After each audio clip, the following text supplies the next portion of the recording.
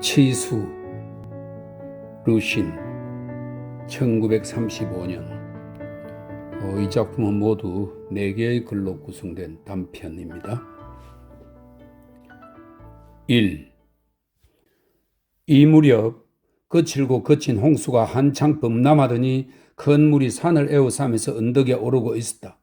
하지만 순 어른의 백성들은 결코 물 위에 노출된 산 꼭대기에서 밀치거나 하지는 않았다. 어떤 사람은 나무 꼭대기에 몸을 묶고 있었고 어떤 사람은 뗏목을 타고 있었으며 어떤 사람들은 뗏목 위에 작은 판자 지붕을 씌우고 있었다.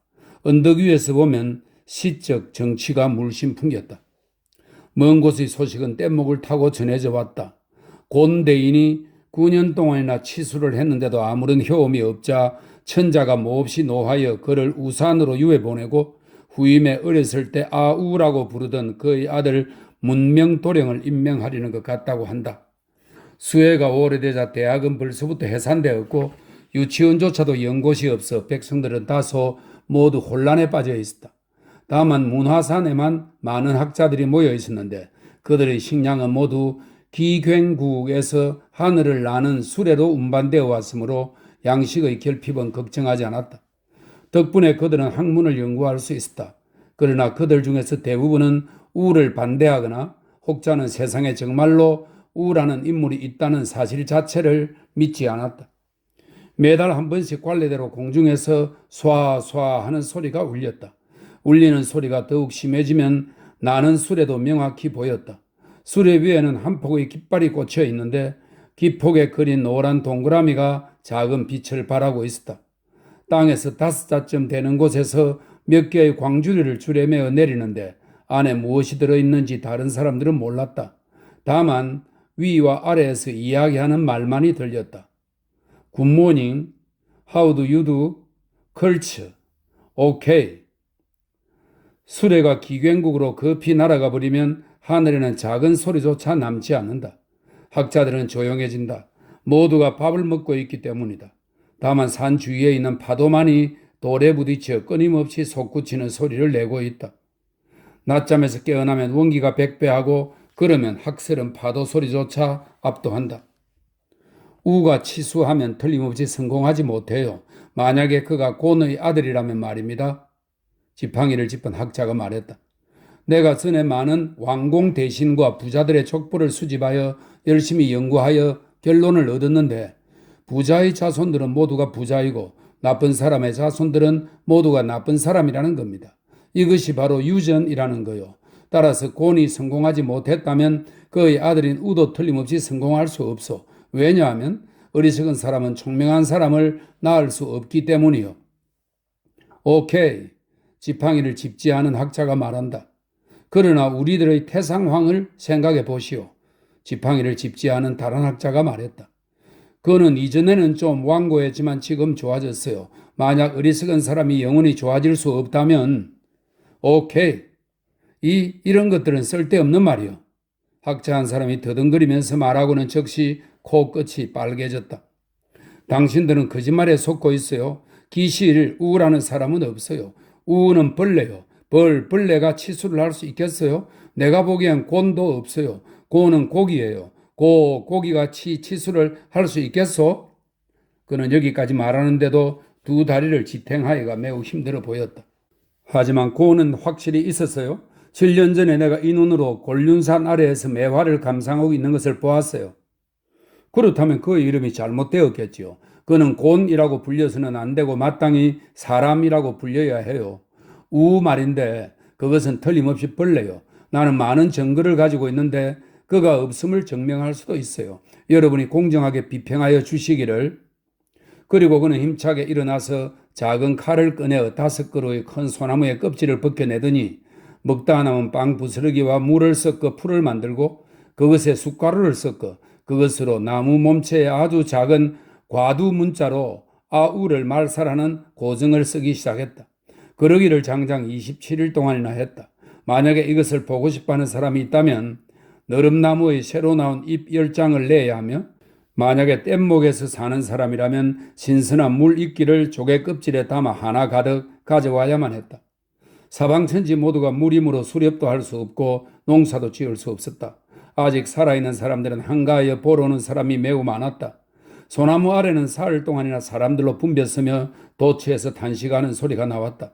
어떤 사람은 감탄에 쓰이고 어떤 사람은 피로에 쓰였다. 그런데 넷째 날 정오가 되어 한 시골 사람이 끝내 입을 열었다. 마침 그 학자는 볶음국수를 먹고 있던 중이었다. 사람들 중에는 아우라고 불리는 사람이 있어요? 시골 사람이 말했다. 게다가 우는 벌레가 아니요. 그것은 우리 시골 사람들의 약자요. 나으리들이 모두 우라고 쓰고 있는 것은 큰 원숭이며 사람을 큰 원숭이라고 부르는 법이 어디 있어? 학자가 벌떡 일어났다.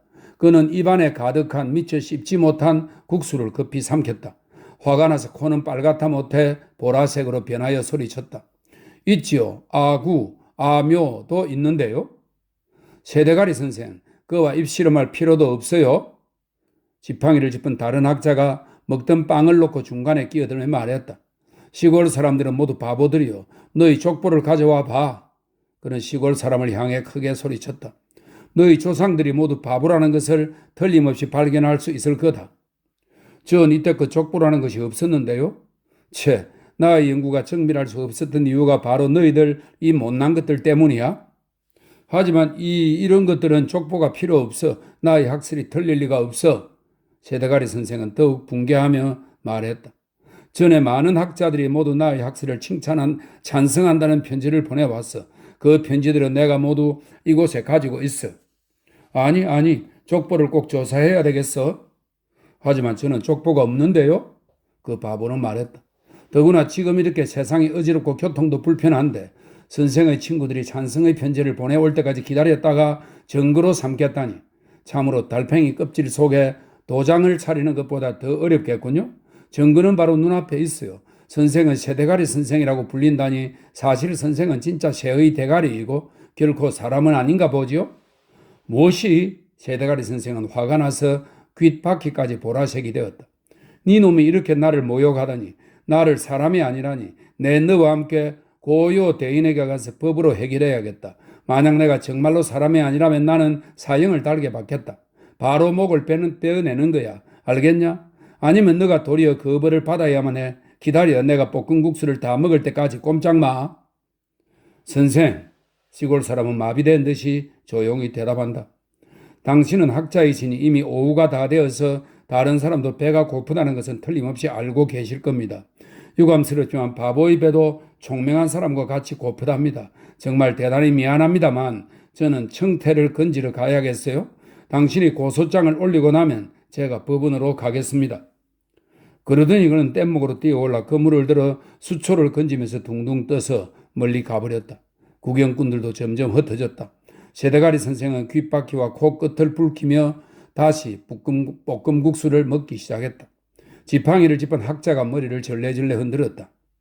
그러나 우가 도대체 벌레인지 그렇지 않으면 사람인지는 여전히 하나의 큰 의문으로 남았다. 2. 우는 아무래도 진짜 벌레인 것 같았다.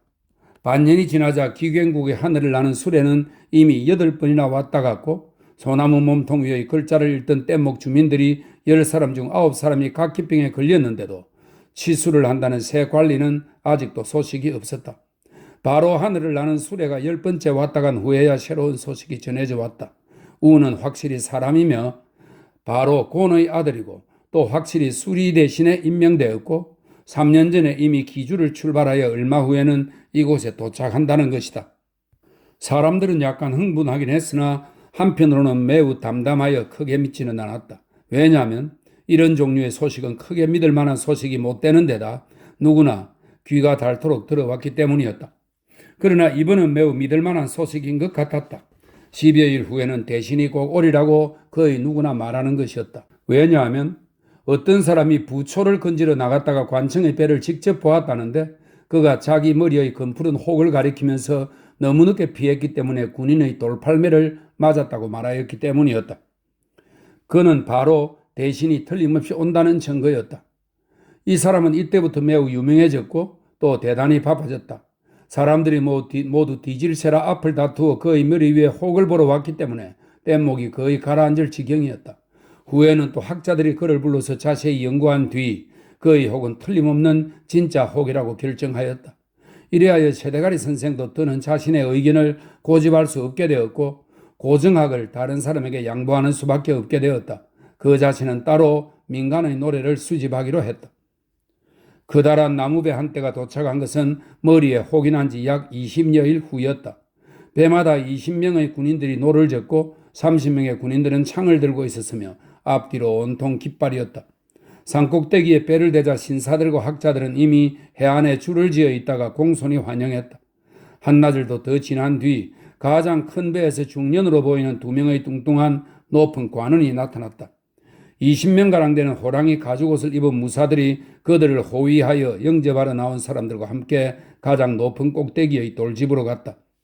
사람들은 바다와 육지 양편에서 이리저리 탐문하고서야 비로소 두 사람은 다만 시찰하러 온 전문위원일 뿐 결코 본인은 아니라는 것을 밝혀냈다. 높은 관원들은 돌집의 중앙에 앉아 빵을 먹고 나서 시찰을 시작했다. 수재 상황이 결코 심각하지는 않습니다. 양식도 그런대로 버틸만 합니다. 학자들의 대표로 묘족 언어학의 전문가가 말했다.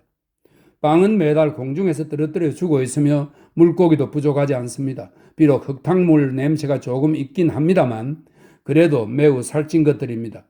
대인, 저 아래 백성들로 말하자면 그들은 느릅나무 잎과 김이 얼마든지 있어서 종일 배불리 먹고 있으니 걱정할 것이 없습니다. 말하자면 마음 쓸 일이 없다는 것이죠. 그들은 이것들을 먹기만 하면 충분합니다.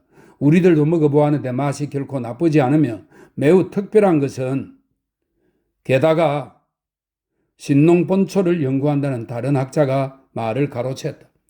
느릅나무 잎에는 비타민 W가 함유되어 있고 김에는 요오드가 있어 연주창을 치료할 것이므로 두 가지가 모두 건강에 매우 좋습니다. 오케이. 또 다른 학자 한 사람이 말한다. 대관들은 눈을 크게 뜨고 그를 본다. 음료수는? 그 신농본초의 학자가 이어서 말했다. 그들이 필요한 만큼은 얼마든지 있습니다. 만 대를 마셔도 다 못 마십니다. 애석하게도 황토가 조금 섞여 있어 마시기 전에 반드시 한번 정류시켜야 합니다. 제가 여러 차례 지도하였습니다만 그들은 완고하고 굼떠 절대로 시키는 대로 하려고 하지 않습니다. 그래서 많은 병자들이 나오고 있습니다. 바로 홍수도 그들이 꾸며낸 것이 아닌지요? 5가닥의 긴 수염을 기른 진한 갈색 두루마기를 입은 신사가 말을 가로챘다. 물이 차기 전에 그들은 게을러서 막으려 들지 않았고 홍수가 왔을 때에도 그들은 게을러서 물을 퍼내지 않았지요. 정신이 빠진 게군. 뒷줄에 앉아있던 팔자 수염을 한 복희 시대의 소품 문학가가 웃으며 말했다. 내 전에 파미르 고원에 올라가 보니 하늘에서 큰 바람이 불어오고 매화가 피었으며 흰 구름이 날고 금값은 올랐으며 주인은 잠을 자고 있었지요. 한 소년을 만났는데 입에는 시그 담배를 물고 을에는 치우씨의 안개가 어리어 있었어요. 하하, 할 수 없지. 오케이. 이렇게 한나절가량 이야기했다. 높은 관원들은 모두가 귀를 기울여 듣고는 마지막으로 그들에게 공동으로 보고서를 쓰게 하였는데 역시 조목별로 선우책을 피력하여 기술하는 것이 가장 좋겠다고 했다. 그리고 높은 관원들은 배를 타고 갔다. 다음 날은 오늘하고 피곤했다며 공무를 보지 않았고 손님도 만나지 않았다. 셋째 날은 학자들이 공식으로 초청하여 최고봉에서 땅에 눕듯이 덮여있는 고송을 감상했고 오후 한나절은 또 함께 산 뒤쪽에 가서 뱀장어를 낚으며 황혼이 될 때까지 놀았다. 나흘 때는 시찰하느라 피로하였기 때문에 공무를 보지 않고 손님도 만나지 않았다. 닷새째 되는 날 오후에 아랫백성들을 만나겠다고 전했다. 아랫백성의 대표는 나흘 전에 추천이 시작되었다. 그러나 아무도 가리고 들지 않았다. 다들 이때껏 관리라고는 만나본 일이 없다는 것이다. 이렇게 하여 대다수가 머리에 혹이 난 그 사람을 추천하여 결정했는데 그가 관리를 본 경험이 있다는 이유에서였다. 그러나 그는 이미 가라앉은 혹자리가 갑자기 바늘에 찔린 듯이 아파와서 징징 울면서 대표는 죽어도 못하겠다는 것이었다. 여러 사람들이 그를 애워싸고는 밤낮으로 대의라고 몰아치고 그가 공익을 돌보지 않는 것은 이기적인 개인주의이며 중국에서는 용납될 수 없는 것이라고 꾸짖었다. 조금 격렬한 자가 심지어 주먹까지 쥐고 그의 코앞에 내밀며 이번 수해의 책임을 그에게 지우려 했다. 그는 피로해서 죽을 지경이었다.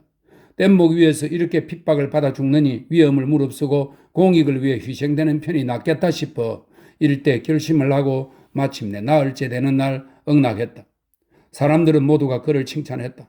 그러나 몇 명의 용사들은 오히려 약간 질투를 하였다. 바로 닷새째 되는 날 새벽에 사람들은 일찌감치 그를 끌고 나와 언덕에 세우고 부름을 기다렸다. 과연 높은 관원들이 그를 불렀다. 그의 두 다리는 즉시 부들부들 떨려왔으나 곧 마음을 굳게 먹었다. 결심을 하고 나니 두 번 크게 하품이 나왔고 눈두덩이 부어올랐다. 그는 자신의 다리가 마치 땅에 닿아 있지 않은 것 같음을 느끼면서 공중에 떠서 걷는 듯이 관리의 배에 올라탔다. 매우 이상한 것은 창을 가진 군인들이나 호랑이 가죽을 입은 무사들 모두가 그를 욕하지 않고 곧바로 가운데 선실로 들여보내는 것이었다. 선실 안은 곰 가죽과 표범 가죽이 깔려 있었으며 또 몇 개의 활과 화살이 걸려 있고 많은 병과 통조림통이 늘어져 있어 그의 눈을 어지럽게 했다. 정신을 차리고 위쪽을 보니 바로 자기의 맞은편에 뚱뚱한 두 분의 관리가 앉아 있는데 어떤 모습인지는 감히 똑똑히 볼 수가 없었다. 너가 백성들의 대표냐? 높은 관원 중의 한 사람이 물었다. 그들이 저를 보냈습니다. 그는 눈을 깔고 선창바닥에 깔린 표범 가죽의 쑥잎 같은 색 무늬를 보면서 대답했다. 너희들은 어떠냐? 그는 무슨 뜻인지를 몰라 대답을 못했다. 너희들은 잘 지내고 있느냐? 대인의 덕택으로 잘. 그는 또 잠시 생각하다가 낮은 소리로 말했다. 그저 그런 대로, 되는 대로. 먹는 것은 있습니다. 나무잎도 물풀도. 모두 먹을만 한가? 먹을만 합니다. 우리들은 무엇에고 익숙해져 있어 먹을만 합니다. 다만 애 새끼들이 조금 떠들기는 합니다만 인심이 나빠지고 있어서 제기랄 저희들이 그놈들을 혼내주고 있습니다요. 대인들은 웃었다. 한 사람이 다른 사람에게 말했다. 이 녀석은 그래도 착실하군요. 이 친구는 칭찬을 듣자 기쁜 마음에 절로 담대해져서 마구 짓거려댔다. 저희들에게는 방법이 있습니다. 예를 들어 물풀로는 가장 좋은 것이 비치 볶음탕을 만드는 것이고 느릅나무 잎으로는 당조국 일품을 만드는 것입니다. 나무 껍질은 완전히 벗기면 안 됩니다. 한 줄기는 남겨두어야 합니다. 그래야 내년 봄에 나뭇가지에 잎이 나오고 수확하게 됩니다. 만약에 대인들의 덕택으로 뱀장어를 낚을 수 있다면, 그러나 대인들은 듣고 싶어 하지 않는 것 같았다. 한 사람이 두 번 연이어 크게 하품을 하더니 그의 말을 가로막았다. 너희들도 공동으로 보고서를 제출해라. 제일 좋은 것은 선우책을 조목별로 써서 바치는 것이다. 하지만 저희들은 아무도 글을 쓸 줄 모르는데요. 그가 더듬더듬 말했다. 너희들이 글자를 모른다고? 이거 참 윗전에게 아랠 마음이 없다는 건가? 할 수 없군. 너희들이 먹고 있는 물건을 하나씩 골라 가져오너라. 그는 두렵기도 하고 기쁘기도 하여 물러나와 혹이 났던 자리를 만져보면서 즉각 대인의 분부를 언덕에 있는 사람, 나무 위와 뗏목에서 사는 사람들에게 전하면서 아울러 큰 소리로 부탁했다. 이것은 윗전에 보내는 것이요. 그러니 깨끗하고 솜씨 있고 멋지게 만들어야 합니다요. 모든 주민들은 너나 없이 바빠지기 시작했다. 잎을 씻고 나무 껍질을 자르고 청태를 건지는 등 한바탕 소동이었다. 그 자신은 나무 판자를 톱질하여 진상품을 넣을 상자를 만들었다. 나무 두 조각은 특별히 빛이 나게 문지른 뒤 밤중에 산꼭대기에 달려가서 학자들에게 글을 써달라고 부탁했다. 나무 한 조각은 상자의 뚜껑을 만들 것이니 수명은 산처럼 길고 복이 바다처럼 넘치네 라고 써달라고 하고, 한 조각은 자기의 뗏목에 그걸 편액으로 만들어 이 영광을 새겨두고자 착실한 사람의 집이라 써달라고 했다. 그러나 학자들은 수산복해, 즉 수명은 산처럼 길고 복이 바다처럼 넘치네 라는 글 한 조각만 써주었다. 3. 두 분의 높은 관원이 서울에 돌아올 때쯤 다른 시찰원들도 대부분 속속 돌아왔다. 다만 우만이 아직 외부에 있었다. 그들이 집에서 며칠 쉬고 나자 수리국의 동료들이 국내에 큰 연회를 베풀어 그들을 환영하였다. 각자는 가져온 자료를 복, 녹, 수의 세 종류로 나누었는데 아무리 적어도 큰 조개 껍질 50개는 내야만 했다. 이날은 참으로 수레와 말의 행렬이 끊이지 않는 상황을 이루었고 저녁 무렵에는 주객이 모두 도착했다. 뜰에는 이미 횃불이 켜졌으며 솥에서는 쇠고기 냄새가 문 밖에까지 풍겨 나왔다. 냄새가 위병의 코앞에까지 흐르자 모두가 침을 꿀꺽 삼켰다.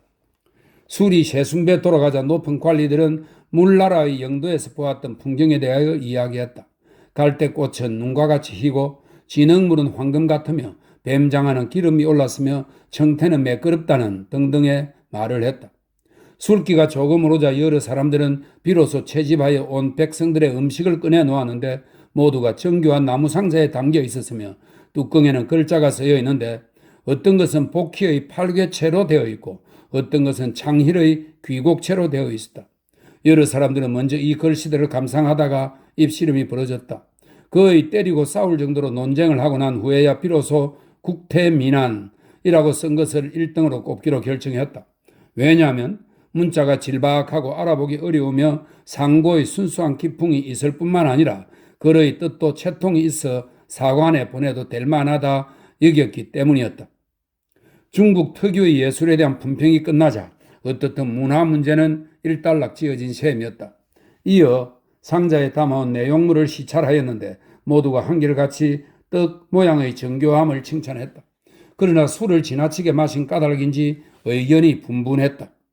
어떤 사람은 소나무 껍질에 떡을 씹어보고는 그것의 맑은 향기를 극구 칭찬하면서 자기는 내일이라도 벼슬을 그만두고 은퇴하여 이런 맑은 복을 누리고 싶다고 했다. 잣나무 잎으로 만든 과자를 씹어본 사람은 질이 거칠고 맛있어서 혀가 시리자 이렇게 아랫 백성들과 환란을 함께하여야 임금됨의 어려움과 또 신화되기 쉽지 않음을 알 수 있다고 했다. 몇 사람은 달려와서 그들이 씹었던 과자나 떡을 뺏으려고 했다. 얼마 후에 전람회를 열어 모금을 하려면 이것들을 모두 진열해야 되는데 너무 많이 씹어놓으면 볼성사납게 된다는 것이었다.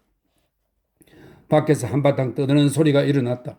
얼굴은 시커멓고 의복은 헤어져 거지 같은 한때의 커다란 사나이들이 교통을 차단한 경계선을 뚫고 관청 안으로 마구 들이닥쳤다. 위병들이 크게 소리치면서 급히 번쩍이는 창을 좌우에서 교차시켜 그들의 길을 가로막았다. 뭐야, 똑똑히 봐. 앞에 있던 마르고 키가 크고 손발이 거친 사나이가 노려보면서 크게 소리쳤다. 위병들은 으슴푸레한 속에서 자세히 살펴본 뒤 곧 공손하게 차렷을 하고는 창을 들어 그들을 들여보냈다.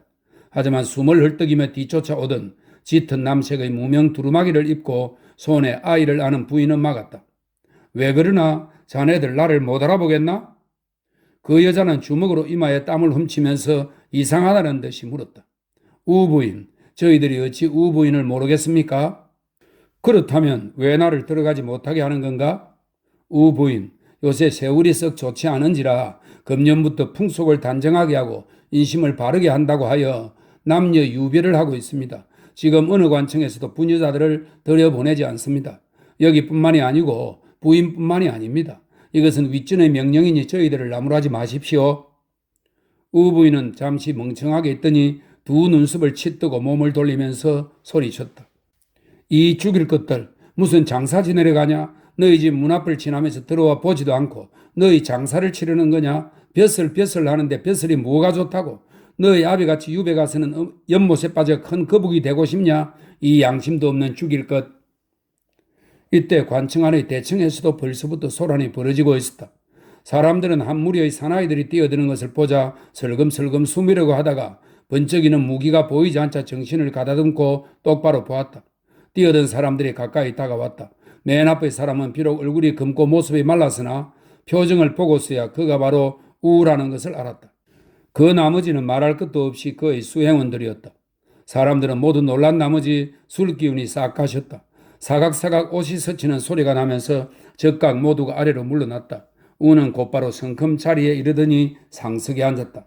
거드름을 피우는 것인지 혹은 관절에 병이 난 것인지 무릎을 굽히지 않고 앉더니 두 다리를 쭉 뻗어 큰 발바닥을 높은 관리들과 마주 대하게 했는데 벗은도 신지 않았으며 발바닥에는 온통 밤알만한 굳은 살이 박혀 있었다. 수행원들은 그의 좌우로 갈라져 앉았다. 대인께서는 오늘 서울에 돌아오셨습니까? 소속된 관리 중에 대담한 사람이 무릎걸음으로 조금 앞에 나서며 공손히 물었다. 다들 조금 가까이 나와 앉으시오. 우는 그의 물음에는 대답을 하지 않고 여러 사람에게 말했다. 시찰은 어떻습니까? 높은 관리들은 무릎으로 그 앞에 나가면서 서로가 서로의 얼굴을 바라보았다. 연애를 벌였던 자리에는 씹다가 놓은 소나무 껍질 떡과 발라먹은 소뼈가 보였다. 대단히 마음에 걸리나 감히 주방 사람을 불러 거두어 가라고 하지는 못했다. 대인에게 말씀 올립니다. 드디어 대관 한 사람이 말했다.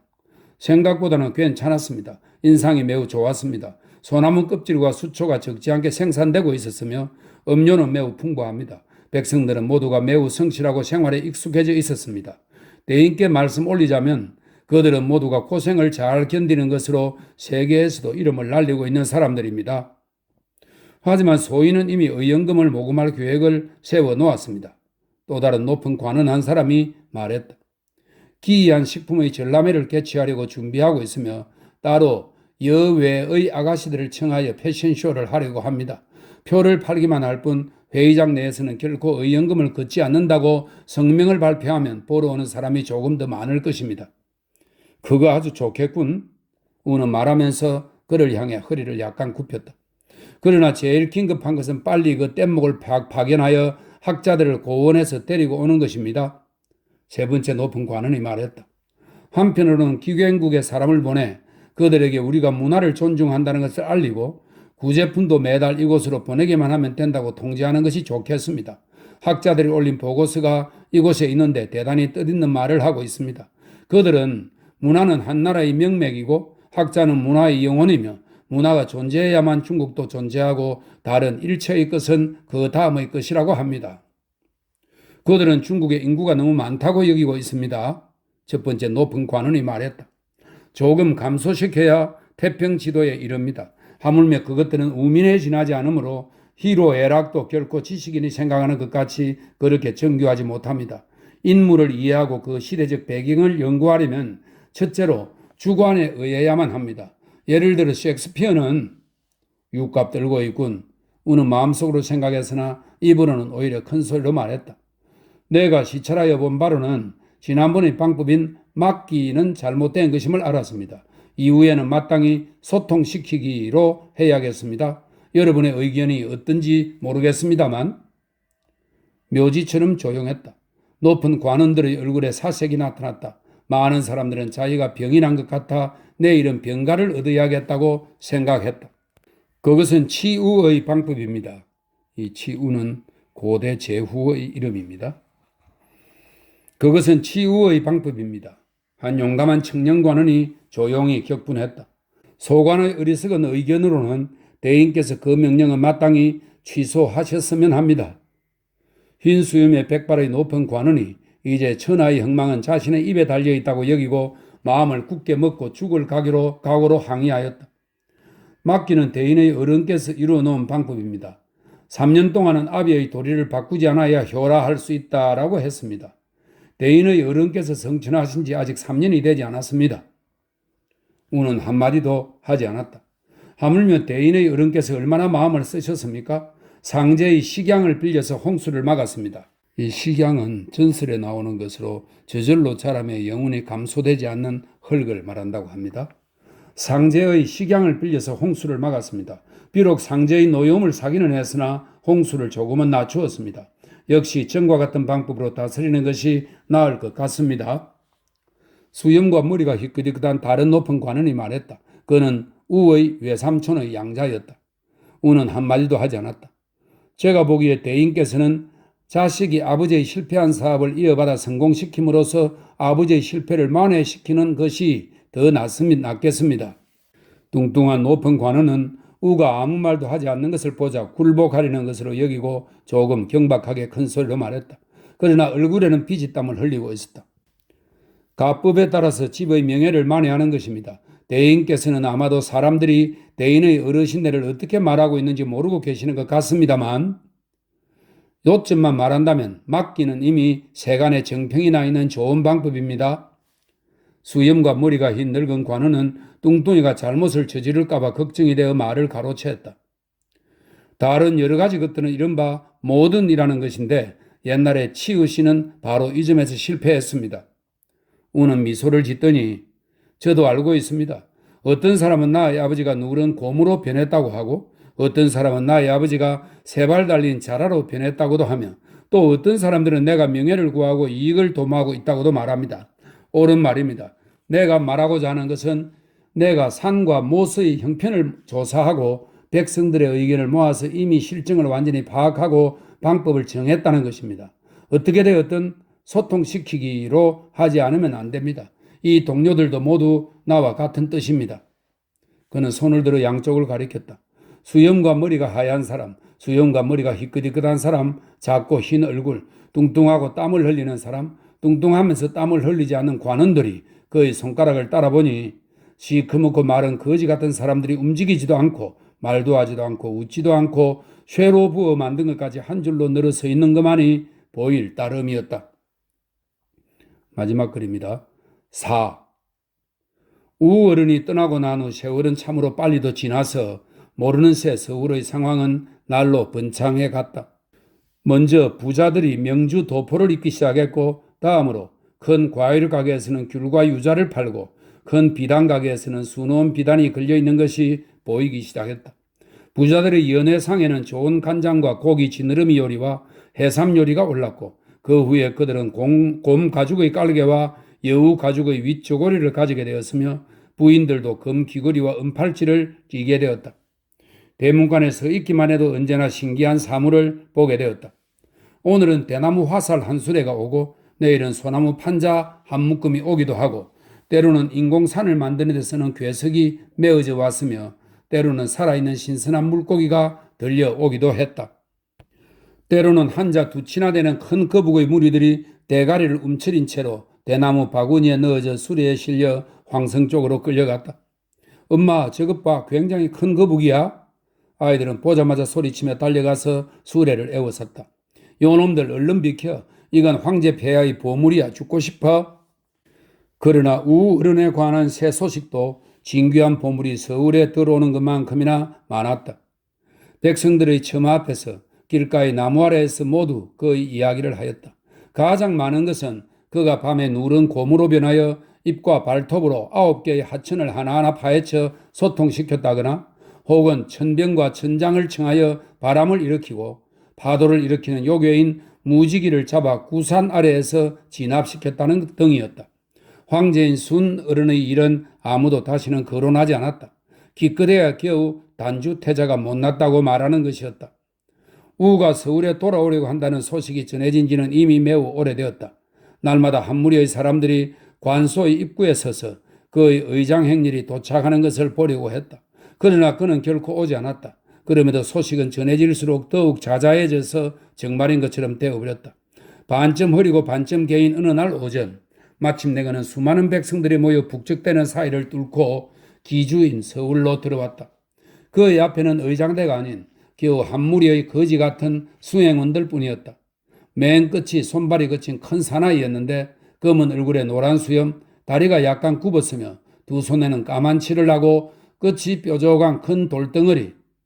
순 어른이 내려주셨다는 현규를 받들고는 연방 실례합니다. 실례합니다. 조금 비켜주세요. 조금 비켜주세요. 라고 하면서 사람의 무리속을 뚫고 황궁으로 들어갔다. 백성들이 궁전 문 밖에서 환호하고 떠드니 그 소리가 마치 절수의 파도 소리 같았다. 순 어른은 용상에 앉아 있었다. 이미 나이가 있는지라 필요한 기색을 면치 못하던 순 임금이었지만 이때만은 매우 놀란 것 같았다. 우가 도착하자 급히 정중하게 일어나 예를 행했다. 고요가 앞에 나가 몇 번 수인사를 하고서야 순이 말했다. 자네도 나에게 덕담 몇 마디 해주게. 네? 제게 무슨 할 말이 있어야지요? 우는 자르듯이 대답했다. 저는 매일 열심히 하는 것만 생각했습니다. 열심히 한다는 것이 무엇인가? 홍수가 하늘에까지 넘쳐서 널리 퍼져 산을 둘러싸고 언덕을 오르니 아래 백성들은 모두 물속에 잠겼습니다. 저는 마른 길은 수레를 타고 물길은 배를 탔으며 진흙길은 썰매를 타고 산길은 가마를 타고 갔습니다. 산에 이르면 나무를 베어 길을 내고 입과 둘이서 사람들에게 밥을 주어 먹게 하고 고기를 주어 먹게 했습니다. 논에 있는 물은 내로 보내고 내에 있는 물은 바다로 보냈습니다. 집과 함께 둘이서 사람들이 얻기 어려운 먹을 것들을 얻어다 먹게 하였으며 물건이 부족한 곳에는 여유가 있는 곳의 것을 가져다 보급하여 주었고 이사도 시켰습니다. 사람들은 그제야 비로소 안정이 되었고 각 지방의 모습이 갖추어졌습니다. 그렇군. 참으로 좋은 말이요. 고요가 칭찬했다. 하고 우가 말하였다. 황제된 사람은 조심하고 조용해야 합니다. 하늘에 대하여 양심을 가져야 비로소 하늘이 전과 같이 은혜를 베풀 것입니다. 수은어른이 한숨을 쉬고는 그에게 국사의 대사를 부탁하면서 의견이 있으면 면전에서 말하고 뒷전에서는 험담을 하지 말라고 하였다. 우가 승낙하는 것을 보고서 임금은 또 한숨을 쉬면서 말했다. 단주와 같이 말을 안 듣는 사람이 되지 말게 놀기만을 좋아하고 마른 땅에서 배를 저으려 하는가 하면 집안에서는 또 소란을 부려 살아가기 어렵게 되어가니 내 정말 이런 꼴은 볼 수가 없다네. 저는 아내를 얻은 지 사흘 만에 집을 떠났습니다. 우가 대답했다. 아게가 태어나서도 그를 아들로 보아주지도 못했습니다. 그 덕에 치수를 할 수 있었습니다.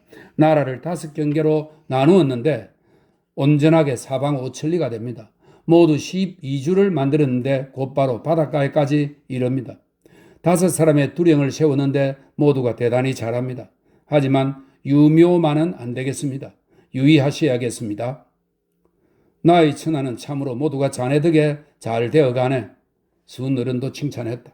그러자 고요도 수은어른과 함께 숙연히 일어나서 머리를 숙였다. 조정이 파한 후 그는 서둘러 특별령을 내렸다. 백성들은 모두 우의 행위를 배우도록 하되 만약 그렇게 하지 않으면 즉각 죄를 범하는 것으로 친다는 것이었다. 이것은 장사하는 사람들에게 맨 처음으로 큰 공황을 일으키게 했다. 그러나 다행히도 우어른이 서울에 돌아온 후부터는 사람들의 태도도 조금씩 변했다. 먹고 마시는 것에는 마음을 쓰지 않았으나 제사나 행사는 풍성하게 했다. 의복은 되는 대로 입었으나 조정에 나가거나 남을 방문할 때 입는 것은 화사한 것으로 했다. 따라서 시장은 전과 같이 되어 큰 영향을 받지 않았다. 얼마 후에 상인들은 우어른의 행위는 참으로 배워야 마땅한 것이고 고어른의 세법령도 매우 좋은 것이라고 말했다. 드디어 천하는 태평하게 되어 온갖 짐승들조차도 모두가 춤을 추고 공황도 날아와서 함께 즐겼다.